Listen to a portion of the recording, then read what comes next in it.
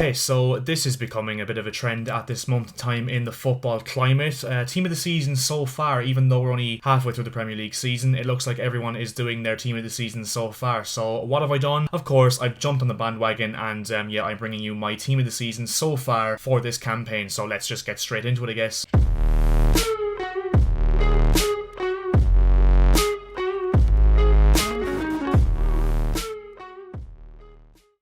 Starting off, of course, with the goalkeeper, we'll have no dilly-dallying, and he plays for a club with the same colour shirt as the one I am wearing. What a nice jersey, by the way. And that is, of course, Jose Sa of Wolves. Now, obviously, honourable mentions to the likes of Edouard Mendy, even Alisson, Aaron Ramsdale, David De Gea, who's done really well for United this season. But Jose Sa, in my personal opinion, has to be in this team, simply because of the fact that I think the saves he's made for Wolves this season and the games he's kept them in, and the points overall that he has won them this season has been absolutely on another level, considering the fact they got him for like 10-15 million as well. I mean, it's an absolute bargain fee, really, isn't it? And yeah, in my personal opinion, he has been the best goalkeeper in the Premier League this season. He also has the best save percentage of any goalkeeper in the league this season with 85.1%, which for a club like Wolves, no disrespect, is absolutely astounding. And he's one of the main reasons why Wolves have kind of gone under the radar with how well they've done so far this season. So yeah, in my opinion, Jose Sa has been the best goalkeeper in the Premier League so far this season. Now into right back, and I think it's pretty much between two players, really. I've gone for Trent Alexander-Arnold, marginally over Reece James, of course, who is injured for probably the rest of the season at this moment in time, which is desperately disappointing as a Chelsea fan. But nevertheless, onto Alexander-Arnold and his excellence this season.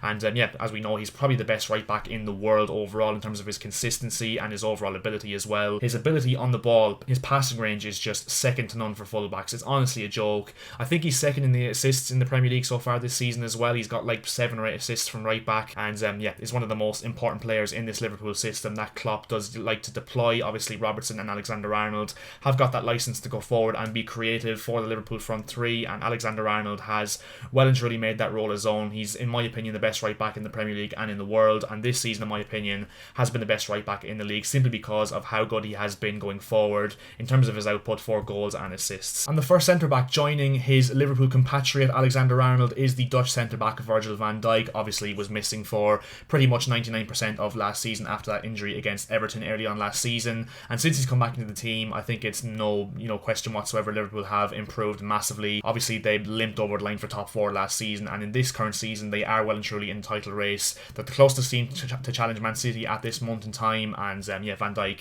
has been one of the main factors in that. Liverpool, you could still argue, are leaking a bit of goals here and there, but I think Van Dijk's ability on the ball in terms of their transition from defence to attack, Van Dijk's impact on that element of play is massively important, and he's been massively important to Liverpool and their title challenge so far this season. So in my opinion, Van Dijk has to be in this team simply because Liverpool statistically, and there's evidence there with the results that they have simply improved massively since Van Dijk's come back. And partnering Virgil van Dijk at centre back, I've gone for a centre back closer to home for my club Chelsea, and that is Antonio Rudiger. Now, before December we were probably the best team. Well, we were the best team defensively, probably in the world, to be honest. I mean, there was no teams that were really better than us in top level football. But yeah, before the annual December collapse, I think Antonio Rudiger was the best centre back of an unbelievable bunch, which includes like Thiago Silva, Andreas Christensen, Trevoh Chalobah, Cesar Azpilicueta, who's had his moments. And yeah, simply for that, I think that Rudiger has to be in this team. I think you have to include a Chelsea centre-back, as I said, even though we've leaked goals recently. But for the majority of the season, if you look at the bigger picture, we have been the best team defensively in the league this season as a whole. So I think Rudiger has to be in this team as the representative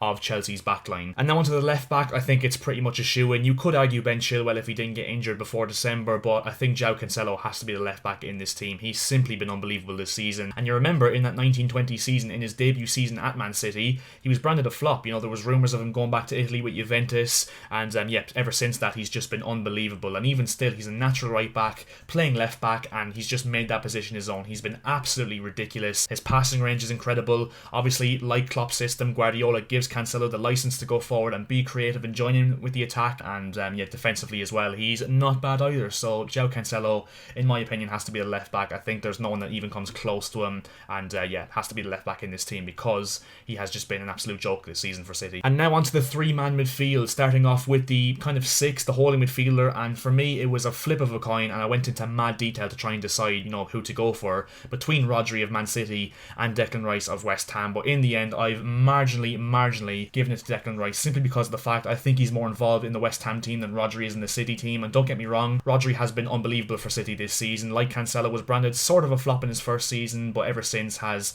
dictated the midfield in every single thing that City have done well, and yeah, just has been an unbelievable signing. But Declan Rice, in my opinion, playing for a weaker side and having more of an impact overall on this West Ham team in terms of the fact he's not just winning the ball back, but he's also, deploying the ball into the final third and setting up counter-attacks and attacks in general for West Ham. And yeah, his engine is just unbelievable. He's a leader as well. Declan Rice, I think, is an absolutely brilliant midfielder, and I think has to be in the team of the season simply because I think he's carrying this West Ham team on his back that are doing so well over the last year and a half. So yeah, Declan Rice has to be in this team. And the next midfielder alongside Declan Rice is kind of an 8 next to the 6, of course, and that is another Chelsea link, and that is Conor Gallagher on loan at Crystal Palace this season, and has just been unbelievable this season. I think he's like 21 years of age, and he has taken the Premier League by storm in this Crystal Palace team. He's getting goals, he's arriving into the box late much like a young Frank Lampard. He's getting assists as well. He's contributing overall unbelievably to Crystal Palace's attack this season alongside the likes of Zaha and Elise and Edouard and Benteke, etc. And yeah, he's just an absolute workhorse. He's an engine in midfield. He gets goals. He's decent defensively. I think you can't complain with him whatsoever. And as a Chelsea fan, as I said, I hope to see him back in the first team at Chelsea next season, because I definitely think he deserves it, and he has to be in the team of the season so far for me. And on to the third midfielder, of course. We've gone for a bit of a number 10 here, of course, to finish off the midfield dynamic, and that, in my opinion, has to be Bernardo Silva. In my opinion, probably up there with Cancelo for City's best player this season, which definitely is a massive compliment considering City are like 6 points clear at the top of the table at this moment in time, and semi-running away with the Premier League at this moment in time as well. So he stepped up when the likes of De Bruyne, he's not on the best of form this season, and those kind of players, but even still with City not having a striker, Bernardo Silva is getting in there, chipping in with goals, getting assists, and just overall being an absolute magician on the ball. I've seen him play live, and honestly, his close control in tight spaces is just an absolute joke. And yeah, I think he has to be in this team. He's having an unbelievable season. Another player whose future was uncertain in the summer of last as well, and yeah, just this season has been absolutely ridiculous, and in my opinion, as I keep saying, has to be in the team of the season. And now onto the front three in right wing. It's no question whatsoever. I won't ramble on about this one for too long. It has to be Mo Salah of Liverpool. Top goal scorer, top assists, he's just an absolute joke, and it just goes to show the biggest compliment I could give him is the fact that he's blanked in his last 2 games, and then people are actually doubting him because of that, which is the standard he has set really, which is just so ridiculously high. But yeah, one of the best players in the world of football, if not the best at this moment in time and over the last few months. He has to be in this team. It's absolutely no question. And onto the left, which is maybe a bit of a surprising one, but in my opinion shouldn't be surprising whatsoever, because Emmanuel Dennis this season has been an absolute joke for Watford. I mean, he's the only reason why they're not a lot amongst the likes of Newcastle, Burnley and Norwich sunk into the relegation zone. I'm pretty sure at this moment in time, at the recording of this video, he's second in terms of overall goal contributions, so goals and assists combined, only of course below Mo Salah. And for a club like Watford to have a player like Dennis carrying them like that is just absolutely sensational, especially with the fact that Ismaila Sarr has been injured for quite a while. In a team like Watford as well, who don't really see much of the ball, they kind of are a predominantly counter-attacking team,